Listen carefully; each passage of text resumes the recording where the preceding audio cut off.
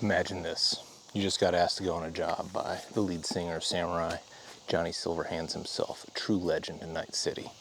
You're going to be in charge of E-War and counter-hacking, so you're not going to be a frontline combatant, but you still need something to protect yourself. But the most important thing is it's got to look good, because this is Johnny Silverhands, and he's all about the vibe. I present to you, I think possibly the best option, OA Ordnance's 2311. Double stacked, 9mm, in a 1911 configuration, more reliable, easier to shoot, and I mean just the vibes. It's these slopes, these triangle slopes.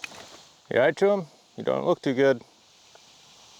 I think it's cyberpsychosis. Alright, so we're doing Vildro OA Defense 2311. See how she goes.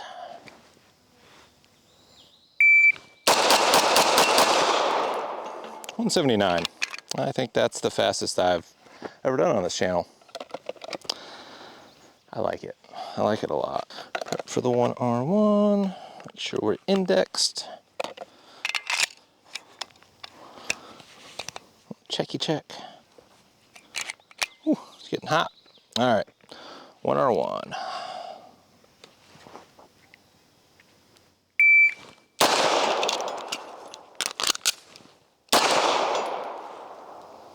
$3.95.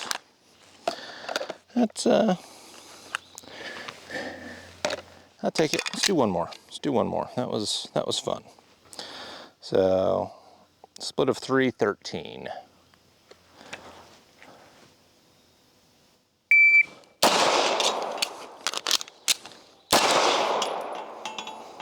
$342. Split of 269. So I can go faster. Like I said, these mags are nice. They're the coating, whatever coating's inside the mag well. It's easy to find. It's large without being obnoxiously large. And they just slide right in until they get to the top, and then they hit a little bit of resistance. It's just well thought out, well engineered. So I really like that. Alrighty, so what do I think about OA Ordnance's? Okay, so what do I think about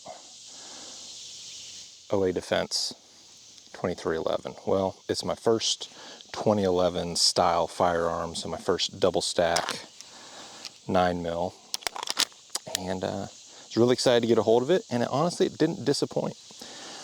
So I'll go over the good. I have like one or two bad, and that's about it. Going over the good, one of the reasons it's called 2311, it takes SIG 320 mags, and they actually ship with 3 of their own standard 17 round, their made version of the SIG mag, and honestly they feel great. I would say they're equal quality to the SIG mags, if not better. I think the finish is a little slicker.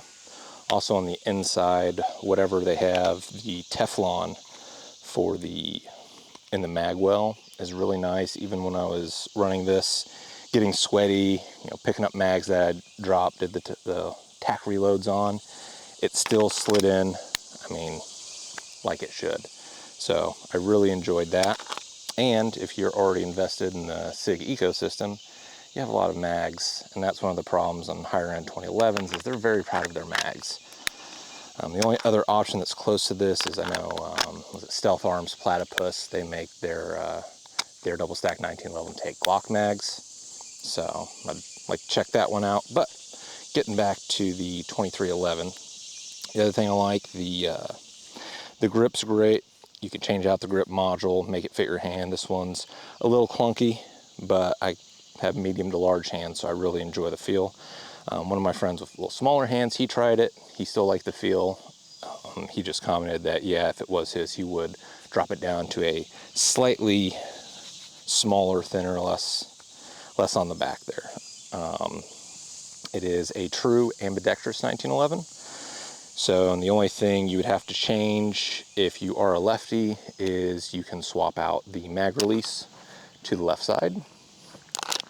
Other than that, slide release is on both sides, and safety is actionable on both sides. The other thing I really like, it comes with 3 optics mount plates and a straight iron sight plate. I only have an iron sight on it right now because I don't have an acro, and I think an acro is what should go on this. But I like it that they just ship it with you. Most other places, they'll maybe ship you one, then you have to buy the rest. The slide is buttery smooth. The trigger is, I believe it's around 4 pounds. Yep, somewhere in there.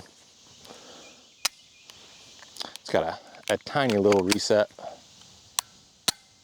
It's just a nice trigger, nice semi-flat trigger. I think what I like about it the most is it just has kind of that synthwave futuristic look. It feels and it looks, and like I said, especially if an acro and a nice chunky light on there, I think this would be right at home in Cyberpunk or any other futuristic game or retro futuristic. Another cool thing they did is it has mini accelerator pedals on it on both sides, which is really nice. They don't stick out too far, they don't get in the way, but it's just enough to be able to get your hand up there and really control that recoil. But then again, you're not getting a lot of recoil, but it lets you go fast. So I think about this. Price point, it is a little cheaper than a staccato, similar staccato. I think about $200 or $300 cheaper, and it comes with 3 mags and the mounting plates, so you're getting a pretty good value. I've never shot a staccato, so I'm not sure if it's the equivalent quality to staccato, but so far I've been very happy with it, except for one minor gripe. Get off here, spider. One minor gripe. And I think this is all to do with me. I haven't seen anybody else talk about it, but just the size of the safeties, they're pretty up there. And I ran into a problem after a reload, or if I'm trying to go fast, and I only have about 500-600 rounds on this, but if I'm trying to go fast, and I'll move it this way, I can actually sometimes barely, if I grip too high, I'll push up the safety just a little bit. So because it's a nice big safety, it's very easy to pop up. It's also very easy to pop down. It's not like my Colt 1911 that has a much smaller surface area and is a little stickier. But it's happened a couple times, I'd say about 4 times, and it's noticeable. And like I said, it's probably me, but something to keep in mind when you're looking at getting one of these. Other than that, I think it's a great double stack 1911. I like the fact that they let you use your SIG mags. Like I said, I like the way it looks. The price is up there, so it's one of those, where would I rate it? I'm gonna try something fun here. I'm gonna do, 1 sausage to 5 sausages. I would give this a 3.5, maybe even a 4 sausages, or worse. Yeah, we'll do worse. I'll do this 4 out of 5 worst. It's nearly everything I want.